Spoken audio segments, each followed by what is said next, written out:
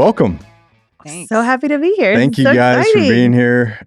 Everybody knows HAAM, but I'm excited to get into the weeds of HAAM, and I appreciate y'all being here as representatives. So, with multiple people, I like to just kind of go around the room. So we'll start with you, Stephanie, just who you are and your role in HAAM, and we'll go from there. Sure. My name is Stephanie Bergara. I am a native Austinite, born and raised. I have been on the HAAM board of directors. I'm coming up on 3 years now. I just passed 3 years now. And I've worked in Austin music for about 18 years. And I've been a HAAM ambassador or operated within HAAM for 17 years, 3 weeks, 5 days, and, a few hours. I was immediately... I grew up in Austin, and I grew up just kind of naturally conditioned by my parents to consume music in a very natural way. And it's very normal for me and for my son now to see music in all different lights. And I've always believed, and I've been raised to believe that musicians deserve respect, and that musicians in their operating space deserve time and space and healthcare, and then just basic things to do their jobs. So it was an easy yes for me to support HAAM. And 3 years ago, when I was asked to join the board, I actually got integrated into the board service world via the New Philanthropist, which is a nonprofit organization that supports individuals who are maybe just joining board service, who are people of color, helps them kind of be placed in boards. And I wasn't necessarily placed. I think I was recruited, some combination of recruited plus. Well, and you're a musician yourself. I am also a musician. I sing in Bidi Bidi Banda. It's a Selena tribute band. Yes. I love it. And I also, I'm working on, I have a music video shoot this Sunday. I'm shooting my first ever country music song. And I'll have that out in January. Original music? Original. Awesome. Bilingual original. By cover bilingual. Is it the same style of music as? There are nods to Selena and Tejano music, which is the genre of music I've been singing for the last 12 years, but it's country for sure. Love it. So love it. We'll touch on that later, but I'm from San Antonio. Awesome. There's South Texas, Selena. We got it going on. The movie was shot at some famous places. Yeah. There's nothing like it. And I went to UTSA, so I'm from Austin, but San Antonio is in my blood for sure. I love it. Yes. Rachel? That's where I grew up, actually. Yes. You grew up in San Antonio? No kidding. Yeah, I did. All right. Yeah, I did. Awesome. What part of town? We moved around a little bit, ended up in Northeast San Antonio. Yeah. And when you are from San Antonio, everybody asks you where you went to high school. Yeah, I mean, that's your identity through your whole life. I'm just kidding. It is funny how it's like that. Right. Yeah. So I went to Incarnate Word High School. Oh, yeah. And remember the day Selena passed, because the school basically just shut down. I mean, everybody was so upset and so sad.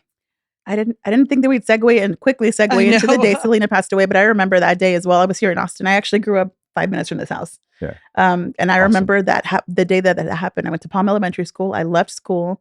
And I remember walking to my grandmother's house and thinking something was very wrong. Something very wrong had happened. Felt it? I was 8. Yeah, just very deeply, the way that my family was reacting, the way that I felt, it just felt very wrong. So you just felt that? It just felt like something wrong had happened, or like something so happens. Oh my God. I'm not trying to be a creep. I'm not trying to be creepy, but that was the Selena thing. That happens sometimes when I talk about her. It's weird. Really? Yeah. So it happens sometimes when I talk about her, and it happens sometimes when I play in venues that she's played in also. It's just you walk in and you get not a draft, but a thing will happen where you're like, she's been here, something, you know what I mean? It's that's not the first time something like that has happened when we were talking about when she passed away. Well, that's so so weird. Sorry. I've kind of got chills here. I'm not gonna lie. And for the listeners who weren't in here, right? The monitors just fell over randomly, and they look so stable. They are stable, but just wow.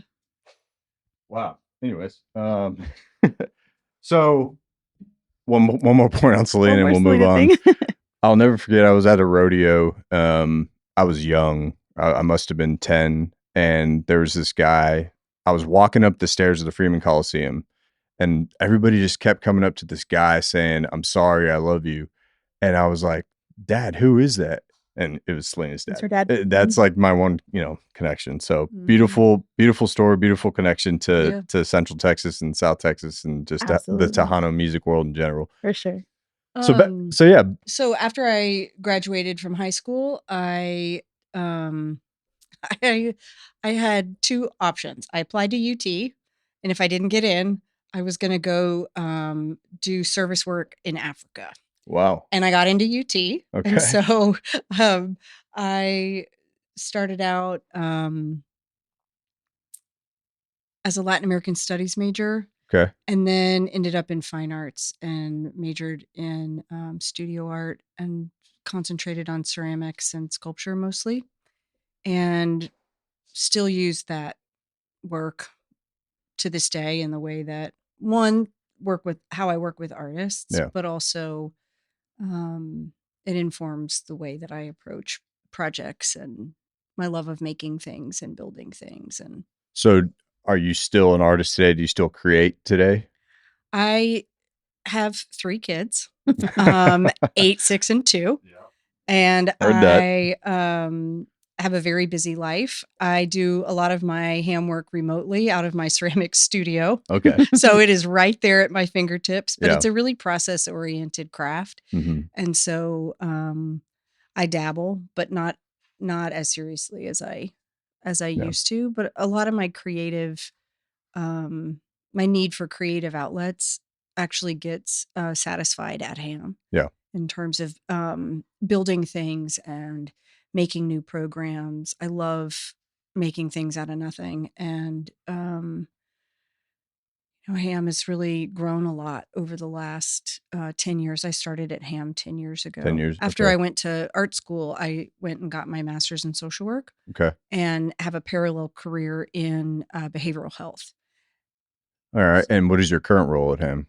I'm the chief strategy officer. Okay. I started about 10 years ago as the chief operating officer and have worked to help rebuild our programs and expand access. And I'm really, really proud of how many musicians we've served, how many musicians stay year over year, and the quality of what we do. Yeah. Everybody on the team is a class act. There's not a bad one in the bunch. They're super dedicated.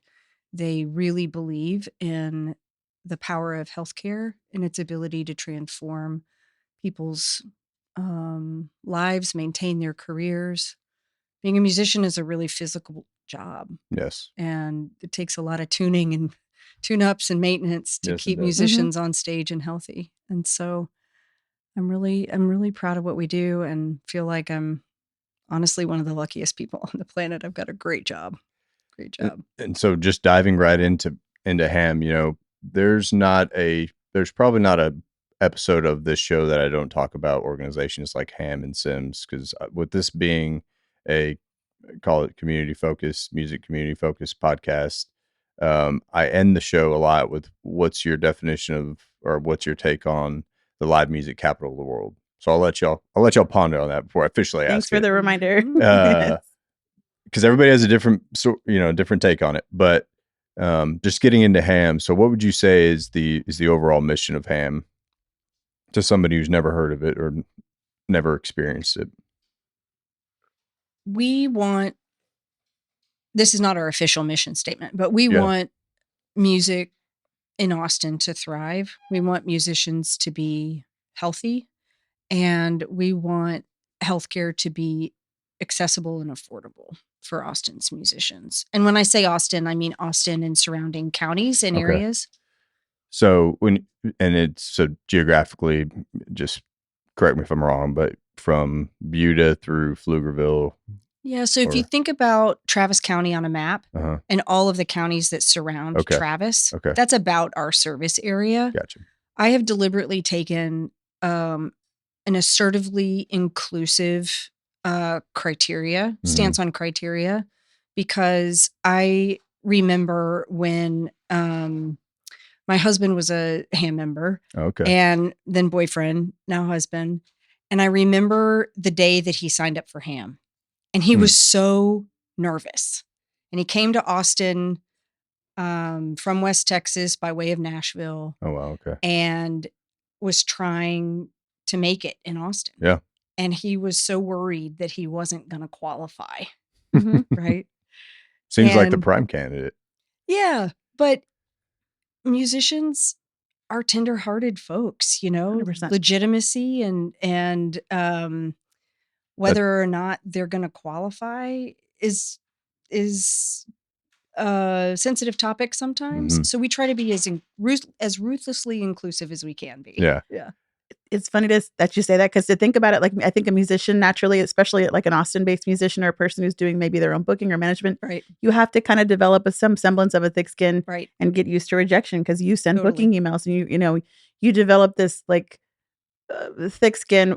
But to think about it in terms of your own healthcare and the things that you bypass and the things that you maybe ignore or avoid, that part is, I think there's some kind of there's some semblance of, like, I hate to use the word trauma, but there's some trauma around that. You don't want to like, Yeah. you can send 50 booking emails in a day, but if someone tells you you can't afford dental care, that's a different kind of hurt. It's a That different is- type of rejection. Yeah. That's right. To your point, musicians and creatives are very sensitive people. Right. By Just- nature, yes. that sensitivity creates great art and your ability to see and to tell stories and For sure. whatnot. Well, it's funny you use the word legitimacy, because in music, half the time you're selling yourself Mhm. as not yourself, but you're selling your art. You're pushing your art. You're pushing yourself.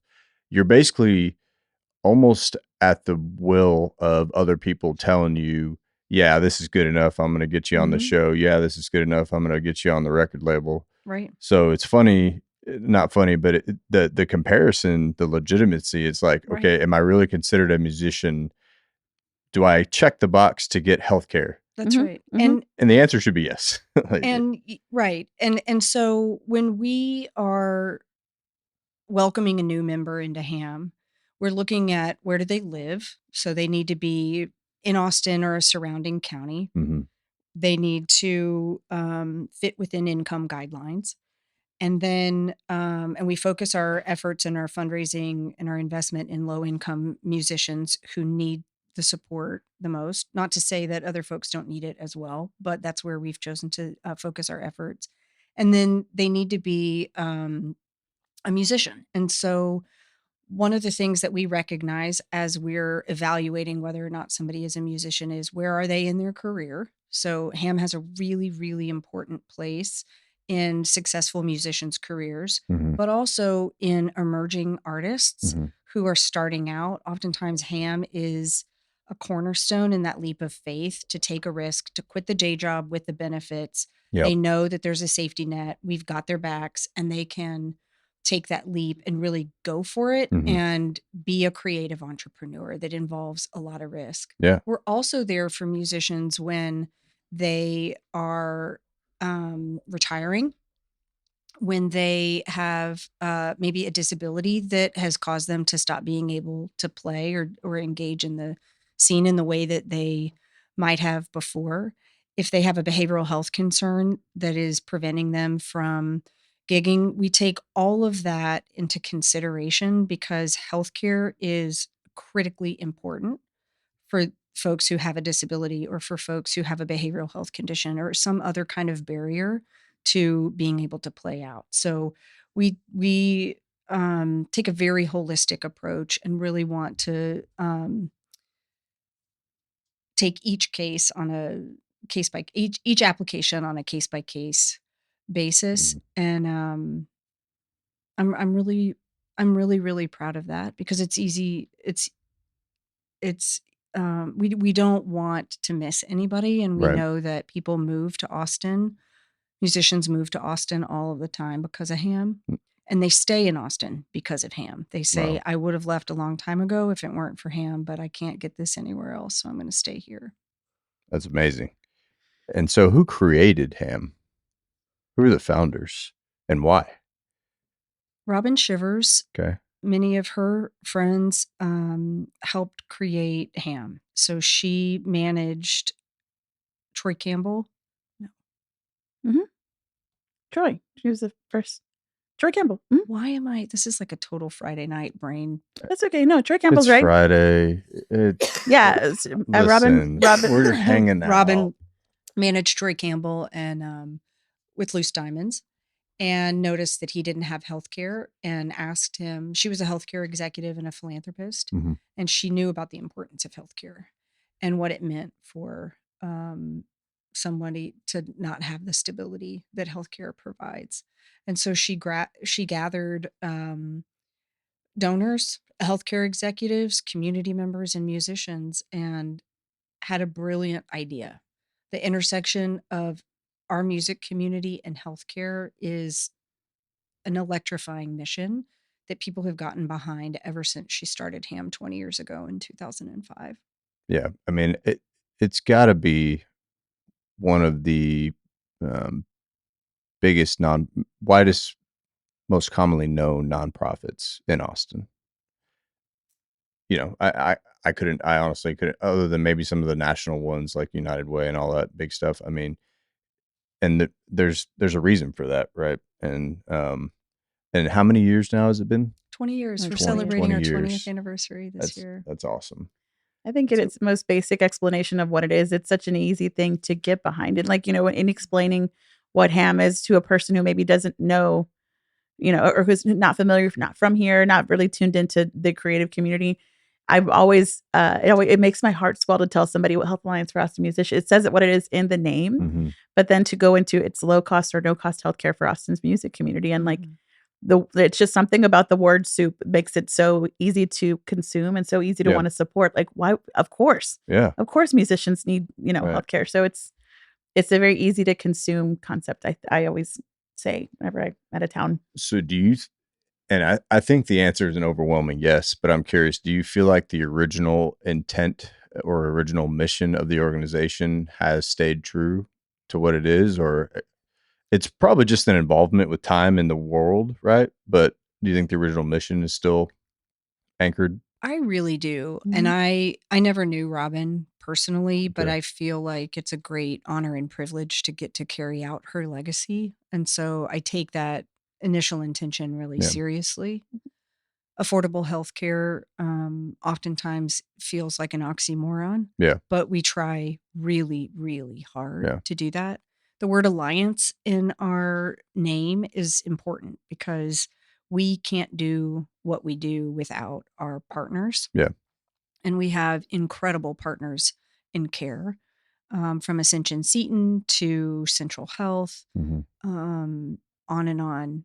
Over $215 million worth of care has been invested by our community in Austin's music scene over the last 20 years. Wow.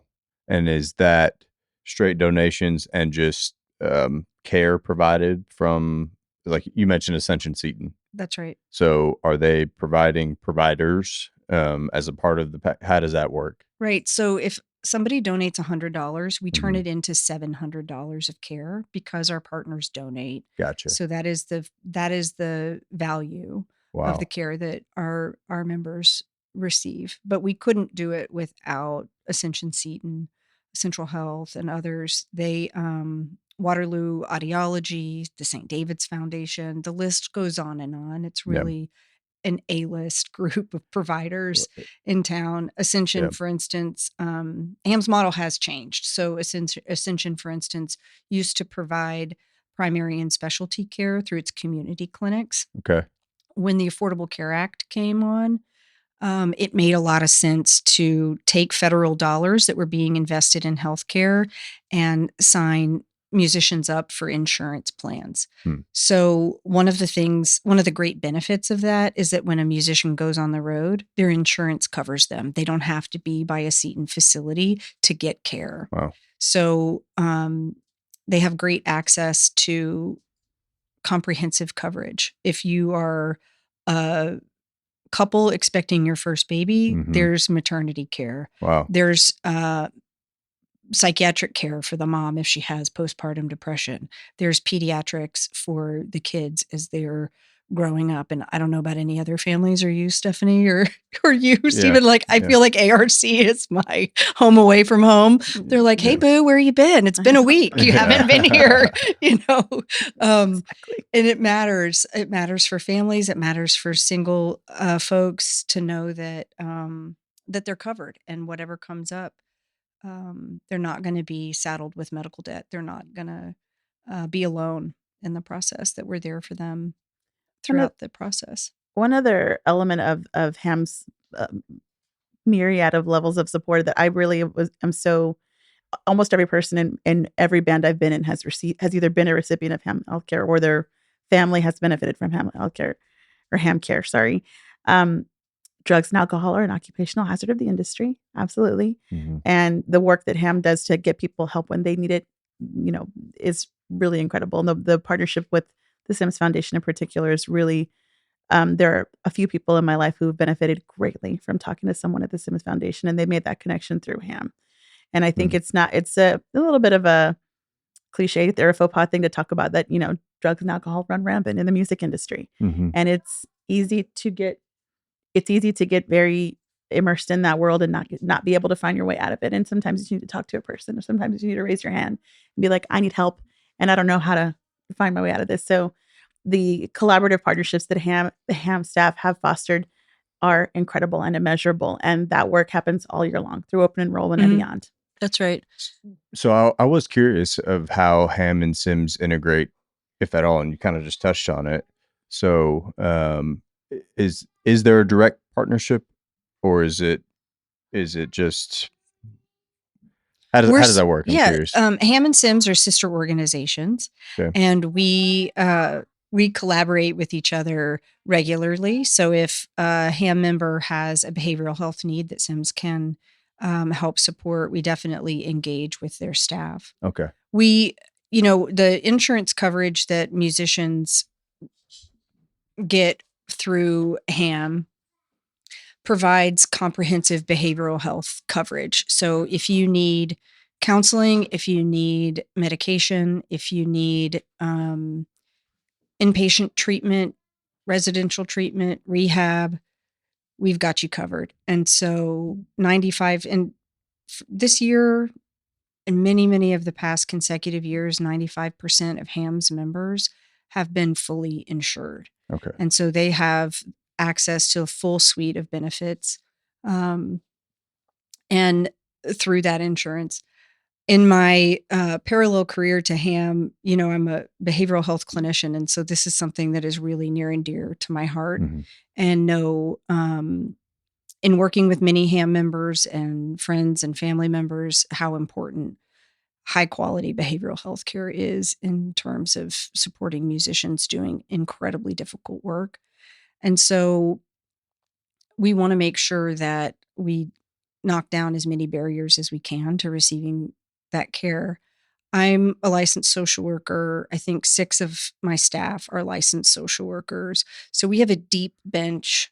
It was a year or 2 ago. We had like 106 years of combined licensed behavioral health experience. So if you call HAM, you're going to get somebody who's got a really deep skill set, trauma informed, really caring, really compassionate people who understand that members call on their worst day. Yeah. Yes. And they're having a hard time, and we don't sweat it. We want you to come in. We want you to stay on the phone. We want you to tell us all about it. Mm-hmm. And we're going to help you figure out what's your first step, what's your next step, what's your step after that, and stay with you through the whole process. And we've seen people's lives transform. And I would say that's one of the most meaningful parts of my job, is to see people who maybe have gone from being really isolated and disconnected to engaging with us. We have a pancake breakfast about once a month. Yes. And members get to come in and carb load with us, but we set this up with real intention. Yep. We want people to come in and meet each other. And bands have formed. Mm-hmm. People have come in and connected with staff and said like, hey, I'm not doing well. And it's like, okay, I got you. And they call them back, and they call them back, and they call them back. They keep coming. And 1, 2, 3, 6 months later, hey, I've got a car. Mm-hmm. Nice. Hey, a member took a selfie in front of a location that they had been talking about, and it was one of their goals, and they sent it in to the team, and it's like, look what I'm doing, Yeah. Awesome. And it all started with pancakes. Yeah. Right. But it's not just pancakes. It's really well-trained, centered, competent staff who are ready and able to help people with whatever it is that they're needing. One other thing where the proof is in the pancakes is that, Nice. I always encourage to hear about, healthcare and self-care and wellness is such a personal thing.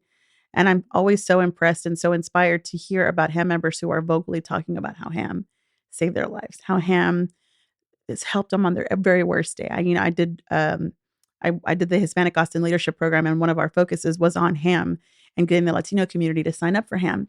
And we did a testimonial with a gentleman from Grupo Fantasma, and he, in his video testimonial, said, I am a 40-plus-year-old man, and I have classes for the first time in my life because Whoa. of HAM. So I'm again, a heart swell moment, but like to hear musicians openly talk about how this organization has saved their lives is really, really fuels our mission and fuels how we're telling these stories and capturing, the right points to be able to continue the mission. It's very cool. I mean, that's a prime example of something that somebody who just has a standard job, glasses, Yeah. that don't even think about it. I got glasses when I was 11. Right. And yeah. for him to go through his whole life, and I mean, yeah, and be told as an adult that you needed glasses. Yeah, like I said, it's a prime that you example. could afford them because of HAM. Yeah, Wow. That's right. We had a musician come in one day with a chipped tooth. This was a great learning moment for me. Mm-hmm. Not being a musician myself, certainly not being a horn player. The interior of your mouth is critical to the sound that you're able to produce. If you have a chipped front tooth, you're not going to be able to make the sound that you need to, and it's going to be hard for you to be able to do your work. So we rushed him to the dentist. We fast-tracked an authorization. He got his tooth fixed and played his gig that night. Oh my God. Awesome. Right? And every musician knows every gig counts. Every $50, $100, $1,000, whatever it is, goes into the gas tank, goes into the electric bill, goes into their kids' mouths in the form of food. It's money that's needed. Musicians can't afford to take off a night. Yeah. And so we're really proud of moments like that when we can pull out a Hail Mary and really help folks get what they need. So let's get into the logistics a bit. We kind of touched on the geographic boundaries, so to speak. But if I'm a musician and I want to use HAM services, what's step number one? You can email us, you can call us, but the best thing to do is go to our website and fill out the form on the Join HAM page. Okay. Our team, sometimes people worry like, oh, if I leave a message or if I send an email or fill out this form, is anybody going to look at it? And I tell you what, there is a big group of people looking at those emails all day long. All right. We get back to people really quickly. I'm really proud of our team and their responsiveness. So we'll process your application. We'll give you a call. You'll have a new member appointment. We do ask that members fill out a fairly extensive survey because we want to know how we can help you best. Yep. And so I think that's fair. Yeah. And we've really used that data and that information to help people. In my healthcare, like hospital executive life, health data was underscored as critically important. And so when I started at HAM, we really revamped what we were asking of our musicians. And it turned out to be one of our great assets because we can dial in. And we had an opportunity one time to get hundreds of thousands of dollars of Hep C treatment for free. And our members, those who disclosed to us that they had Hep C, were contacted and cured. Wow. During COVID, if y'all remember vaccine scarcity, when it was like 1A, 1B, healthcare workers, all that business, we were able to we use all of our data to figure out which musicians met that exact criteria and fast track their vaccine access. So we're talking about people who had very serious underlying chronic conditions, where if they had contracted COVID, they would have had a high chance of mortality. We got them vaccines right away.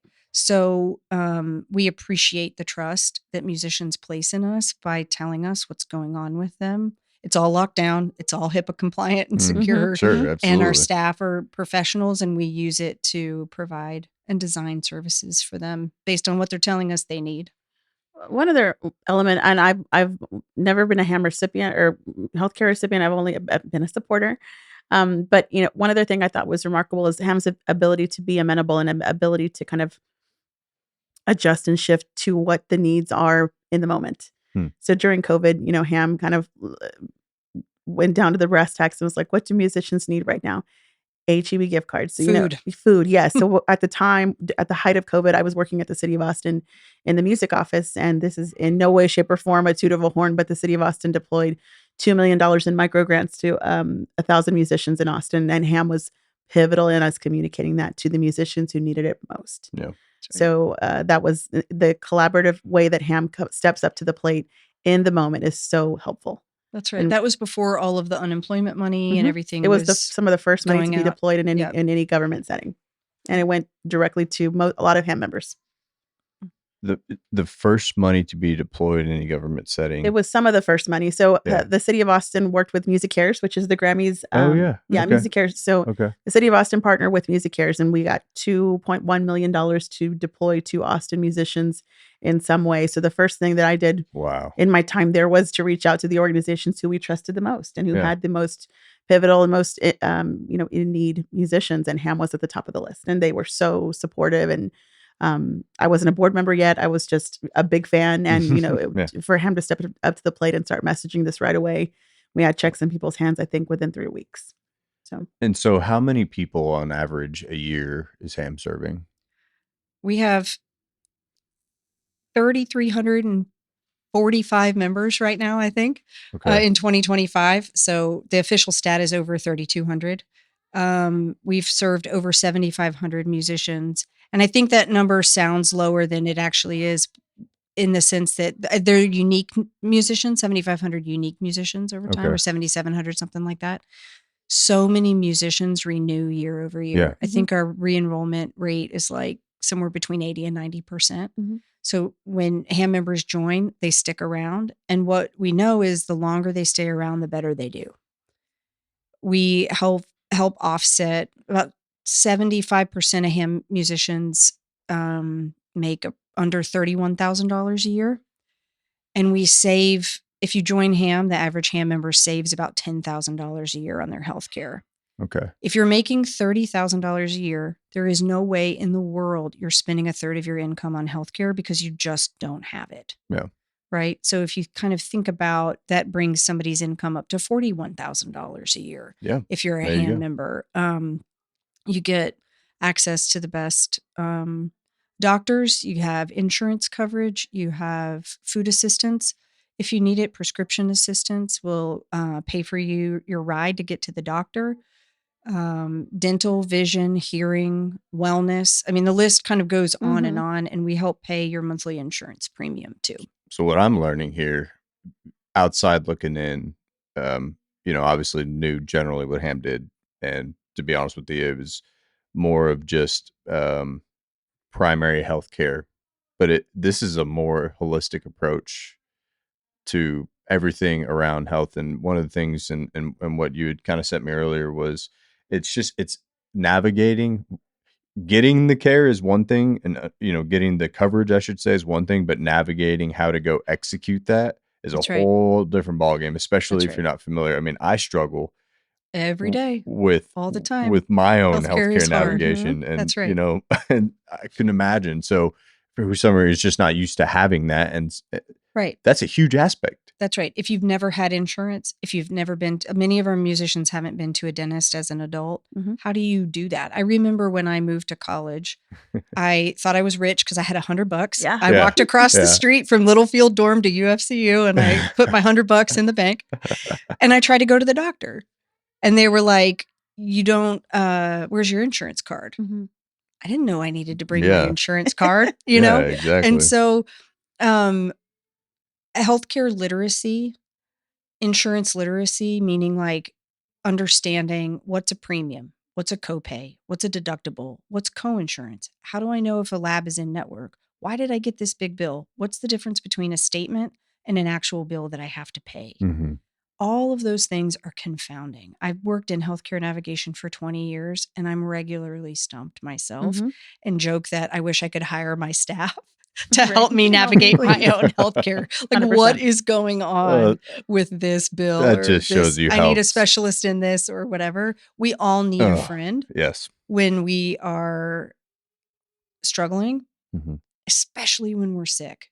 If we have a catastrophic diagnosis, by definition, and now I'm going into like the behavioral health part of my life, but like our prefrontal cortex goes offline. We're in threat response mode. I, by definition, can no longer think straight if I have a catastrophic diagnosis, right? Because I'm scared. I need to be able to call somebody and they say, I've got you. I'll help you sort it out. So oftentimes musicians will bring in a sack of bills that they're too afraid to open. And it's like, there we are with our letter opener, kind of a kitchen table moment of like, we're going to just sort it. Oh, you can trash this. Oh, you need to pay attention to this. We're going to help you with this one. Yeah. We're going to help you apply to Music Cares. We're going to help you apply to Sofa Burn, all these different places that contribute to musicians' well-being and can help them in these moments of crisis. If there's help out there, we will find it and we'll help walk somebody through it. And we all need that. And so the actual, and I'm kind of getting into the weeds here, but it's through the Affordable Care Act marketplace. Is that the right way to say it? That's right. So we provide premium assistance through our partners at Central Health and our donors who contribute to funds. We pay anywhere between 50 and 100% of your monthly insurance bill so that you can have comprehensive health care coverage. And that's primary care, dental, vision, and everything we just covered. So within the ACA, it's primary care, specialty care, inpatient hospitalization, emergency department, prescriptions, labs, imaging, all kind of specialty care. Outside of that, there's dental, vision, hearing, and wellness. So in the US, our healthcare system really is built on an employer-based healthcare system. Yes. So if you have a very much job, you sign up for health insurance, dental, vision insurance, then you've got life insurance and things like that. Right. So we're basically acting as that institutional support for musicians. So the health insurance is through the ACA. And one of the reasons that we do that is because there are federal tax credits that help offset your monthly insurance bill. I see. The less you make, the more you get in tax credits. So the more you don't have to pay your insurance premium. Your insurance premium might be $1,000 a month. The ACA could kick in, let's say, $800 a month. So that leaves $200. Yeah. And depending on where you live, how much you make, different criteria, we'll either pay the whole thing through our partnership with Central Health or half. So you pay $100, we pay $100 because we want to make sure that folks have enough money at the end of the month for food and everything else that they need to pay for. How are dependents handled? So if the it all works through your tax household. So when you file your taxes, if you claim a dependent, they can be on your ACA plan. So ACA plans cover your whole family. Wow. So you, your kids, your spouse, anybody that qualifies in a tax household and qualifies for an ACA plan can be covered. I will say some of our other programs like dental, vision, and hearing are for the enrolled member. And we fundraise every single dollar that we invest in these programs. And so while we would like to be able to extend those additional program benefits, some of them do stop at the member. But things like the discounted YMCA memberships, that extends to family members. The health insurance, which is really the crux of what we want for everybody, that's included too. Okay. And that was it. Talking about the holistic healthcare. So YMCA membership discounts, anything that we haven't touched on, because I'm really trying to paint the holistic picture here. Acupuncture, massage, chiropractic.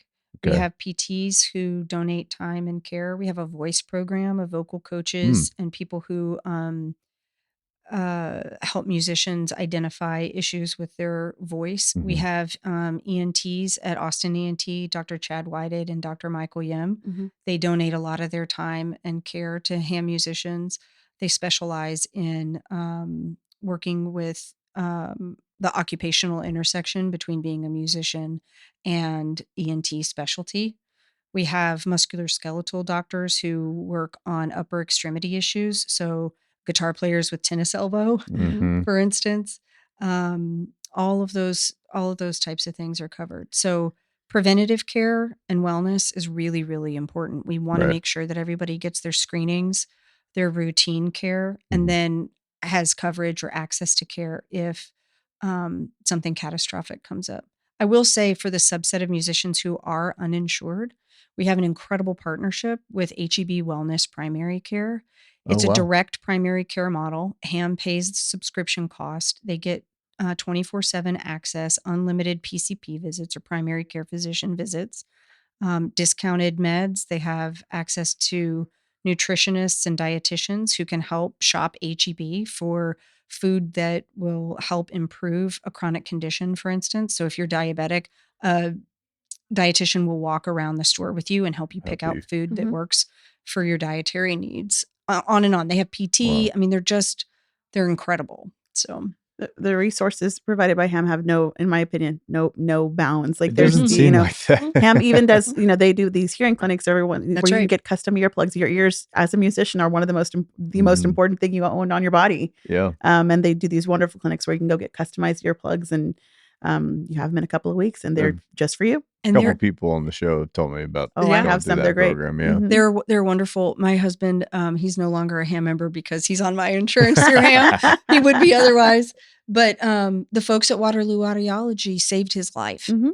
He had profound hearing loss in one ear, asymmetric hearing loss in one ear, which is really unusual. Hmm. So Ariana at Waterloo was like, "You need an MRI." Mhm. And the MRI revealed that he had had a series of strokes, not related to his hearing loss, but Oh, we my would have goodness. known that otherwise, Yeah. caused by a hole in his heart that Oh. he had, because we all have holes in our heart when we're born. They usually close Mhm. up by the time we're 8 weeks old. His didn't. So he had PFO surgery this summer and Just this prevented summer? just this summer and prevented a massive stroke that would have been devastating. Mm. In 2009, while we're on the Shad Blair topic, Yeah. he was a HAM member and was not insured. He wouldn't have been uninsured otherwise or had access to healthcare. He was helping a friend chop a tree down. Mhm. And there's a typical accident that happens with chainsaw accidents called a widowmaker, where the heavy end of a branch, after you cut it, hits the ground first before the light end does, and then it ricochets and comes back up. Mhm. That happened, and it broke off a bone inside of his hand. Hmm. They got Wow. him into one of the best hand surgeons in town, and he had just released an album Mhm. 2 weeks before this Right. accident, Going and he on had tour. all these dates booked. It was just Oh. devastating. We would still be paying those bills off Mhm. if it weren't for HAM, right? Absolutely. I mean, and he credits actually the care that he got with improving his guitar playing, because they were like, the best rehab you can do is go play scales. Yeah. And Oh, he was wow. like, I wouldn't have played scales the way I do now if it weren't for that Right. doctor. So HAM is, I always joke kind of that HAM, I found HAM because of love, Yeah. and I love HAM, love him, but just all the transformation and all of the incredible people. I mean, Yeah. just the legends, the local, national, international legends that come through our door every day. It's just amazing. So who would you say is probably the biggest HAM champion in town who still plays around? Oh, that's a good question. Who, I yeah. mean, Top of mind, and because he's on our board, Ray Benson is Ray just a Benson. huge champion for HAM and so wonderful. And yeah, extending beyond just musicians like John Coons, who owns Waterloo Mhm. Records, is Right. also Mhm. on our board. Sorry, Yeah. I'm just shouting out board members, but John Coons is incredible and so helpful, and absolutely. always at the top of the list of people who can just shoot off all these incredible, like long standing, just ingrained facts about HAM. So wonderful. Oh, And yeah. Marsha Ball. Marsha Ball's wonderful as Yeah. well. And Ray has his birthday party every year, and it is a fundraiser for Right. HAM. So That's right. there's no shortage of people, champions for HAM, across the city who will jump in and support. It's really wonderful and cool. So let's get into the community aspect of HAM. And thank you for giving me the rundown, because I learned a lot there. Again, and that's why we're doing the show here, right? It's to learn more. But actually, before we get into the community aspect, you're in open enrollment right now. We are correct? in open enrollment. Okay. So if you are a musician, if you love a musician, if you know a musician, now is the time to sign up. I will say every day is a good day to sign up for HAAM. So if you miss open enrollment, don't sweat it. We have stuff for you year round. Okay. We can get you onboarded, orient you to the organization, get you ready for next open enrollment, find out if you have a special enrollment period, all these different technical things. We'll walk you through all of that. So never be shy. We always want to welcome people into the organization. But if you can come in right now, the enrollment rules have tightened up with some of the changes to the ACA. So we have a more limited avenue for getting people in. So Okay. open enrollment technically closes on January 15th this year. All right. Or in 2026. Right. And so we really want people to come in now and sign up, see what you're eligible for. Don't self-select out. Don't assume that it's going to be unaffordable. 1,600 of our musicians pay nothing a month for their insurance cost. Mhm. Right? Nothing. Zero. That's insane. So chances are you could be one of those people. If Yeah. you're listening, all you need to do is go to myham.org and fill out the Join HAM form. I promise you, my team will call you back. And it's a small team, and they're all, I've seen it written firsthand. They're all talking about the email that just came in and how to route it and where it goes. It's not like a massive corporation where there's a call center and everyone, like, you're just receiving it. It's a small group of people who are receiving That's it. right. And they really do care. These folks who are taking those calls and putting it in the right place are not doing it just topically with no information. You're not just a number. It's very impressive. How many people are on staff? Just out of curiosity. 25. 25. When I Okay. started at HAM, we had 4. Mhm. Yeah. Well, We had 4 people. We have grown a lot, and we take good care of our team. Many of them have been around for a really long time. A Mhm. great group of people.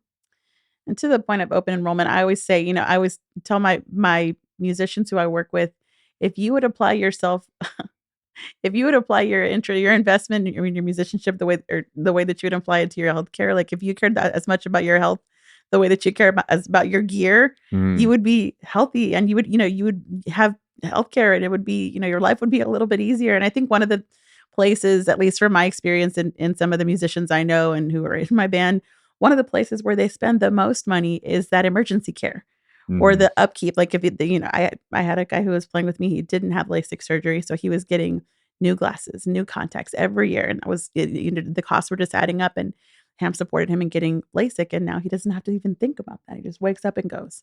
So, or that emergency visit to the doctor when you have an ear infection and they're chronic, and it's thousands of dollars a year. Every time it's $300 you go to, that emergency clinic.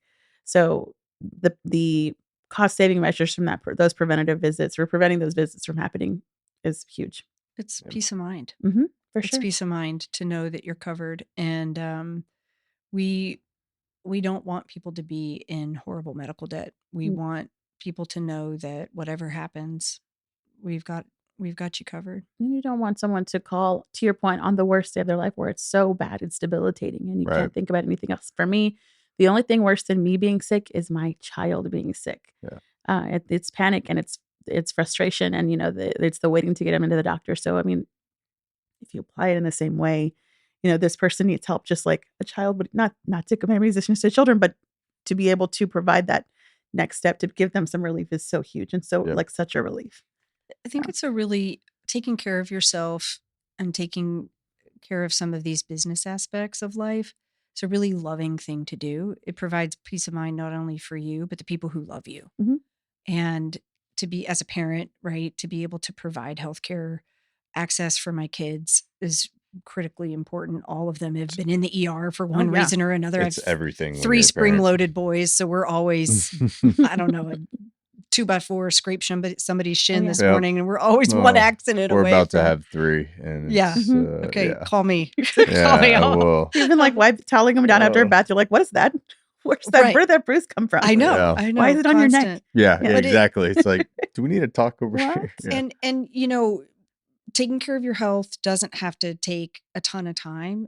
You do have to do a few things. Mhm, of HAM will course. help you through it. And if you can just get yourself to a primary care doctor once a year, it's a Mhm. great place to start. So and develop a relationship with your doctor, get a foot in the door, get to know them a little bit, develop that trust. When I'm working with new moms and people who are about to have babies, they're real worried about, how do I pick a provider? How do I know where to go? And I'm like, you want somebody that you trust. When Mhm. it's go time and they say, you need to do this, Mhm. you want to trust them. Yes. Yeah. If it's an emergency situation, if you have a cold or a sinus infection, doesn't have to be catastrophic, but you build that relationship with your provider so that when they say, you really should, whatever, XYZ, Mhm. go do this thing, try this medication, go for a walk every day, whatever it is. It's like, okay, yeah, Trust you what they got gotta say. me. I'm going to do this. Yeah. And that you've got them in your back pocket so that when the time comes, they're there for you. And we can help people find good doctors. I'm sure everyone, all of us in this room and everyone listening to this podcast has had some debilitating illness or a cold or a knee pain or something. Like Tooth pain. I had Mm. all 4 of my wisdom teeth taken out in June of this year. I'm Oof. almost 40 and I just had them taken out. And I was terrified about how it would change the sound of my voice because it's Oh, 4 yeah. pieces of my mouth that Yeah. aren't there anymore. Right. I've never sung better. Oh, good. I wake up with not that, like, extended jaw pain in the morning, and it's just I'm, like, sitting here going, "I can't believe I waited 38 years Yeah. to do this thing that I Mhm. don't even think about anymore." No. Mhm. So, Right. to be able to give musicians that sense of relief or just one less thing to think about so that they can focus on creating Mhm. and building and raising money for themselves and for their family is very validating. That's a good point. Creation takes a lot of energy, Oh, yeah, for right? sure. And if there's the slightest bit of distraction, it's hard to create and feel like you put your best work forward. For sure. So Imagine having like a sore foot or a blister on your foot and you're thinking about it and you're like all day long, it's just there and you can't like do anything. It hurts and there's nothing that's going to make it feel better. And then you have to get on stage at 9 o'clock at night and stand for 3 hours on Mhm. that foot and And play go music. hard. Yes. And then go home and there's still no relief. It's just worse. Yeah, You know? exactly. So Well, let's get into we kind of touched on it, but let's get into the community involvement a little bit. So I know you recently just had Ham Day, which from what I understand was a great success, and we can get into that. But just what's the best way as a general member of the community to get engaged with Ham? We have lots of ways to get engaged. So Yeah. whatever you're into, we've got it. We always, and this year going into 2026 with healthcare costs, need financial support. So if you're able to give a meaningful gift, right now is an incredible time to do it because Mhm. we can turn that into healthcare Mhm. 7x, right? So please dig deep. We need it. And I've work for a nonprofit. Nonprofits are always fundraising, but I mean it. We really, Yeah. we really need it. We don't have enough funds in the same way that we did this year. So that's a way to get involved. It's a Okay. really easy donation page on our website. You can buy merch. You can volunteer. We have a volunteer sign up on our website. ambassadors. Our ambassadors are incredible. They get to go out to shows. They educate the public about HAM and what we do. They fundraise. You can throw an event.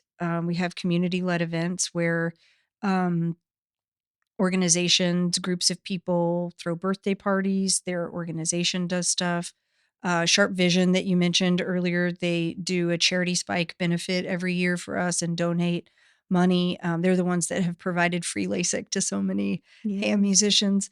All sorts of different ways to get involved. And so what other organizations do y'all integrate with? Just local organizations. Obviously we talked about Sims. I know you're a sponsor of Under the Rock, and I know y'all sponsor a lot of stuff. But what other organizations? I saw Foundation Communities. That's right. Yeah. So we have a lot of partners in care. So I mentioned Ascension Seton, there's Central Mhm. Health, Mhm. St. David's Foundation, Waterloo Audiology, Austin ENT, um, Any other nonprofits other that nonprofits. Certainly, Foundation Communities is a huge partner of ours. They great. do all of the marketplace enrollments with us. Okay. Um, we're very, very closely aligned. This is our 10th open enrollment with Wow. them, which is incredible. Half Helen does a lot of our vision work for us and does the eye exams and hooks people up with glasses. Yeah, and I was just curious. I mean, just nonprofits have to support each other. Absolutely. That's just the way this is. I mean, you just Absolutely. touched on it with the The music fundraising nonprofits in town, and you know, especially. we have an incredible group of music nonprofits that get together. We talk, we support each other. We talk about all the different things that are going on. HAAM is a great example. Housing opportunities for musicians and entertainers, Yeah. and they provide direct support to musicians who are over 55 to help them age in place. And we work with them probably on a daily basis. So Awesome. yeah, there is an incredible nonprofit community here in Austin that are working every day to keep our music scene And so going. is Ham Day Festival kind of like your Super Bowl, so to speak? It is. Yeah. Yeah. And so tell me a little bit about that. I mean, I got the gist of it, and I wasn't able to go to participate, admittedly, just with personal obligations. But so yeah, can you give me the rundown on it? Sure. It's the largest fundraising day for HAM in the entire year. It always happens in September. Yes. Yes, it always happens in September. It is a beautiful confluence. I work at Waterloo Greenway. The word confluence I say every single day. We're phase 2 of Waterloo Greenway. It's called the Confluence. It's opening in June. It is a beautiful confluence of businesses, venues, musicians. To the point I mentioned earlier, musicians, I'm always so impressed and so enamored with the way the HAM recipients tell the story. And this is such a wonderful day for them to do that. Every single time in 18 years, I've never missed a HAM day in some capacity. Every single time I see a musician perform on HAM day, they very openly are very just happy to tell the story, tell us a story. I saw LZ Love. LZ Love performed at a hotel one time, and she told a story about how she had an issue with her tooth, and she had a 5-minute song, a 4-minute story, and a 5-minute song, and she just had everyone so engaged. And it's an opportunity for the musicians who receive this healthcare to perform in unique spaces. I performed at an HEB last year. Yeah, I saw that. Yes. So musicians all over, HAM recipients or HAM healthcare recipients perform in unique businesses all over the town with our large fundraising goal. It starts at 6 a.m. and it goes till 2 a.m. Yeah. And one point I wanted to make about the ambassadors and about the HAM staff and the HAM board, this is an actively engaged group. This is not I came and did my community service. Can you sign off on this thing for my job? This is every person, every ambassador, every volunteer, every board member, every staff member is equipped and over-equipped. They understand the mission and the focus and the goal of HAM. This is not a thing where you just get to come once a year and you can do that. And you can please do it on HAM Day, or please do it, buy your ticket to see Bob, or, there's other things that you can do. But those of us who are actively working within the HAM space day to day are well-versed and well-equipped and well-educated, and we are given the resources to tell the story. And that's a huge portion of why HAM is so successful, or why the people who talk about HAM and the people who work within the HAM space are so, but that's why we're so excited to talk to you about it, is because we know as much as we can possibly know. But to your point, HAM Day, biggest, most public fundraising day of the year for sure. And it's all day long. We have over 250 shows. Yes. Okay. In one day. So it's the largest one-day music festival anywhere. It's the only day of the year that we ask musicians to play for free. So at HAM, we are dedicated to paying musicians. If we ask you to, if I had, if a HAM musician were here tonight, I'd be paying them for their time. We do not ask musicians to play for free. Nobody should, because it is hard out there, and we want people's time to be well compensated. Yes. But HAM Day is the one day when we do ask people to do that. And we have so many musicians who are really grateful to give back on that day, because the organization means so much to them. And it means a lot to the businesses that support HAM. And it's the idea behind HAM Day is that we take Austin music and we bring it to where Austinites are. So if a pharmacy sponsors us, we bring music to the pharmacy. So you're going to pick up your Advil, Mm-hmm. you get to hear live music. Yeah. Mhm. You go to HEB to pick up some tortillas or your prescription or whatever else, there's music. If you Mhm. go The to sub shop, the cable bank lobby, company. what's that? The sub shop, the cable company. Yeah. What is the anywhere. most unique? Right. What's the most unique place that you think you Oh, had that's so musicians good. playing? Okay. I mean, HEB is pretty damn awesome to be walking down HEB the. is just a phenomenal partner. Oh my When God, we were yeah. developing the partnership with HEB Wellness and Primary Care, I had to like stop fangirling them Mhm.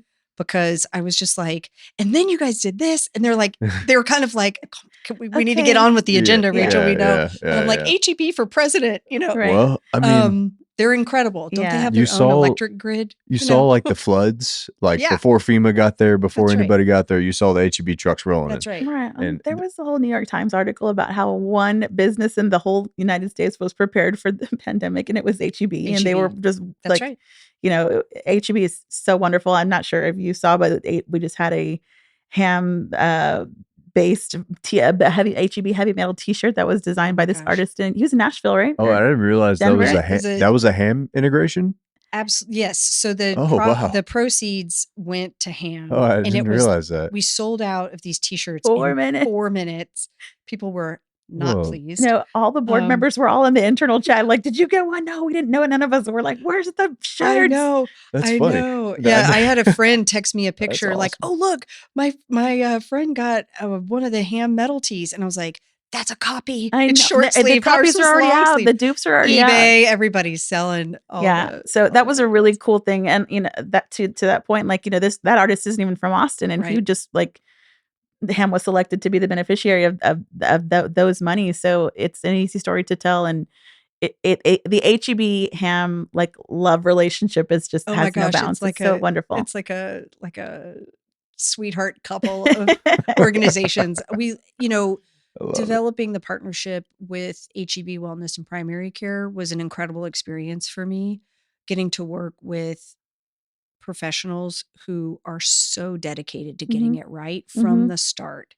Their protocols, no I wasn't dotted, no T wasn't crossed. I mean, they were so incredibly thorough because they, like HAAM, want their customers, their patients in this case, to have an incredible experience and to feel cared about. And they did that through all of the setup with the partnership. And to this day, anything we need when we call over there, it's like, okay, this person's needing this or this person's needing that. They're incredibly flexible. Their model of care is really interesting. Direct primary care does not include insurance. And so their primary care visits, your first one is usually about, on average, 60 minutes and your follow-ups for 30 minutes. So you're really developing an incredible relationship with that provider. It's a long time. They have the time to listen to you, really understand what's going on. And I think we've all had experiences within healthcare where we don't feel listened to or don't feel considered or get the drive-by appointment, which from a provider standpoint, I get it. Yeah. It's hard. And there are real pressures out there and there are a lot of patients to see in one day. But everybody really is doing their best. But I applaud HEB for creating an out-of-the-box product or like thinking outside the box for their healthcare delivery. They designed that for their partners. And so they want their employees to be healthy. So anybody at HEB can go, which is pretty incredible. That is. No store does more. That's No right. store does more. Here, everything's better. So Okay, the HEB commercial's over. I know. I told you I'm a fangirl. Right? Me too. Well, it's all right. If HEB wants to support awesome music people, I will talk about HEB There for you an go. hour There every you go. single time. Yeah. No, but Answer your question though. The most interesting place I've ever seen music / most interesting HAAM day experience. So I'm not sure if this is still the case. I haven't done my HAAM ambassador like volunteer slots, but what used to happen is you could go onto the HAAM website or the portal and like select the hours in which you're available to volunteer, and then you could just select your locations, which were based on wherever your proximity in Austin was. I wound up I was 23 years old, my first HAAM day. I wound up spending 6 hours in a Thundercloud subs with like 4 musicians. At one point, I just started to smell like a sandwich. oh yeah, And I'm like, That's I gotta awesome. get out of here. But we raised a lot of money, and I got my talking points, and I felt very well equipped to just be there. And I think it's HAAM Day is unique because you really do see the musicians can kind of pop up anywhere, and how amenable they are to their surroundings is how amenable we should be to supporting them. Well put. That's right. That's right. So, what do you think is the number one initiative HAAM would do if resources were unlimited? And admittedly, I'll be very frank with you. I ask this to a lot of organizations that come on the show because it's always interesting to hear. So I know she's the right person to ask. I've got that dialed in. What's the strategy? The very first thing we would do is expand a music industry. Mm-hmm. One of our deep pain points as an organization is that sound engineers, people who are not music teachers, DJs, or musicians aren't eligible for our services. Okay. We're working hard on figuring out how to do that. Mm-hmm. We need a lot of money to do it. So if we had an unlimited bucket of money, that's the very first thing I would do. I would also invest more in premiums. I would invest more in behavioral health and housing. Okay. I think that internally I'll be as like top level as they can about the expanding services. It's one of the most requested as a board member. One of the most requested things that gets asked about by musicians. As a musician, sometimes I've been on the road where our manager is working before anybody in the band gets up, and he's working until we're well after we're done playing. Right. So in a lot of capacities, and I know my fellow musicians on the board would agree with me. Our managers and our sound guys and the people these people are driving us to where we're going and hauling gear and getting us paid and selling t-shirts, and they're doing 15 jobs just to make sure that we can do our one with a clear mind. So I say that just to say I hear it, I know it, we all hear it and know it, but to your point, like it's just there's a gap where we'd all really love to get to that point, but it's So I wonder, a typical show at Antone's, let's just use Antone's. So you have the musician on stage, say it's just a singer-songwriter. How many people on the back end do you think that is? I estimate all the time, but for every one person on stage, probably 15 to 20 people help them get up there. Yeah. And so that's a great initiative. I mean, that is, you could honestly say, the majority of the industry, right? Correct. I mean, like, from a holistic industry standpoint, right?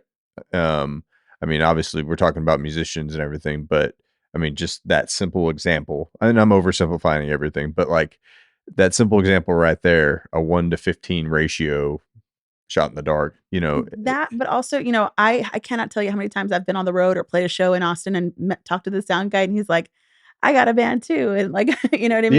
Yeah. So there's that. It is an industry with a lot of overlap. So, they may be a sound guy on Tuesday and the lead guitarist on a touring band on Friday. Absolutely. Yeah. So there's lots of integration. There's lots of, yes. And I'm not saying that's the solution or the resolve, but we do cover a lot of people in the industry who are also musicians. Oh, yeah. So 75% of HAAM members have another job besides music. Mm-hmm. Okay. And so that's a an lot of them interesting are fact. in the music industry or musician adjacent, right? Mhm. Yeah. Now, I'm not trying to say that we don't want to or think we are covering the industry enough. We absolutely know that there is a profound need out there. Yeah. And it's your number one initiative. Yeah, absolutely. Absolutely. And I understand why people are frustrated with HAAM. Yeah. I really get it. They need our help. We want to help them. And that is one of the really hard things about social service or working in nonprofits is where our services begin and end. And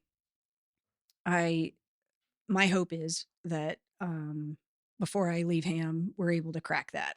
That would be my just a little bit of like, inside baseball, how the sausage is made. It's always a very, when we are able to discuss as a board in any long form capacity, it's a highly discussed topic for sure. We're always talking about it. We're always thinking about it. And there's a lot of, elements and components that it would take money, especially and significantly. But there's a lot of components that would come into play in order to make that happen. But we're never not thinking about it. And even when we think we're done talking about it, and another board member's like, well, also this. So we're always talking about it. Yeah. So kind of touched on it earlier, but what is y'all's take on the live music capital of the world? What does that mean to you?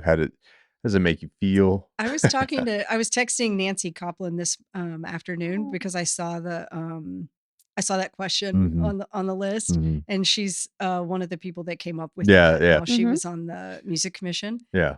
And we're gonna go have coffee next week, and I want I to pick her love brain about that more. She's just the godmother of Austin music. She's just such good an way to put it. incredible human being. I adore her, and I think that in any kind of like tagline like that, it's aspirational. And the Austin music scene has ebbed and flowed, and there's lots of different ins and outs to it. And people reminisce about days gone by, have dreams for the future. I think that Austin is a badass place to be a musician. It's a hard place to be a musician. There's a lot of competition. There are a lot of people kind of auditioning for the same gig, so to speak.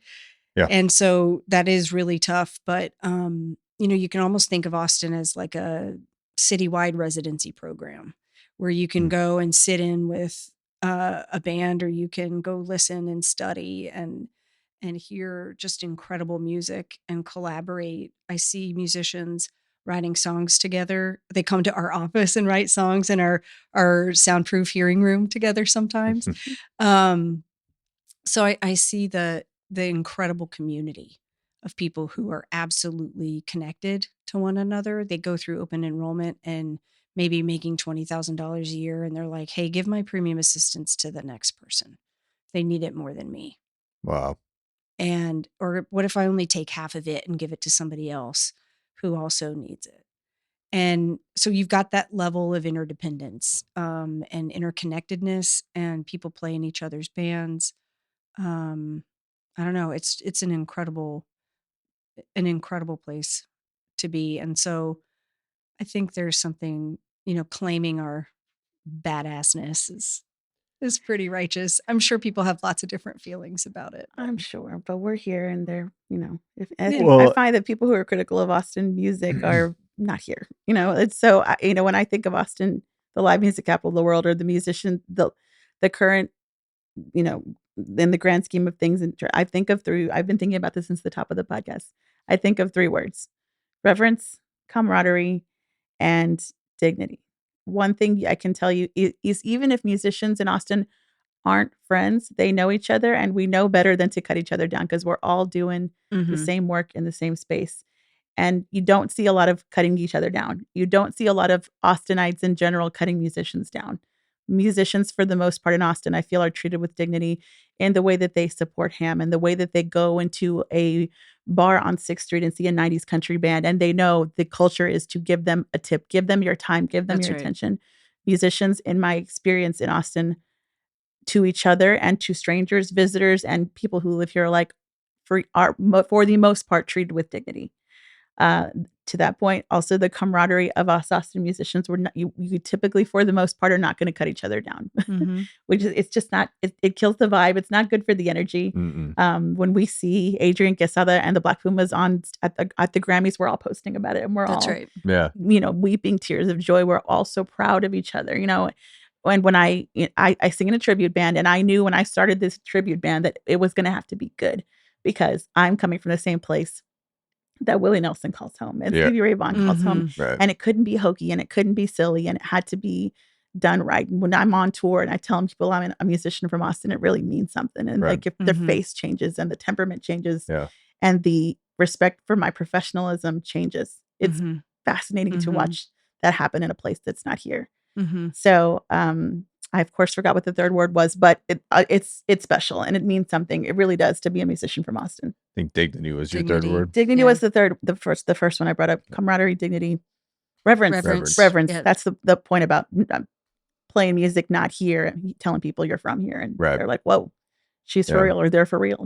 Oh yeah, that's a thing. It's like, Oh, yeah. yeah, Oh, I'm here from Austin. for sure. Right. Where are you from? Austin. Oh, okay. And like there's just like this immediate like sign of like, oh, it's like, oh yeah, okay, you're doing it for real. You're Yeah. not just like from Yeah. wherever. If there are people listening who don't have a lot of exposure to live music, one of the kindest things that you can do is if you're out to dinner and there's a musician playing, start the clap train. Yeah. Show your appreciation because Yeah. people are listening and they are appreciating. Mhm. But really, don't be shy. Let the musician know that you appreciate them. Yeah. Send your kid up with $5, $10, $20, $100, you know, $100, and nice. $100. Absolutely. Yeah. And that tip jar pays bills, feeds kids, pays for doctor's appointments.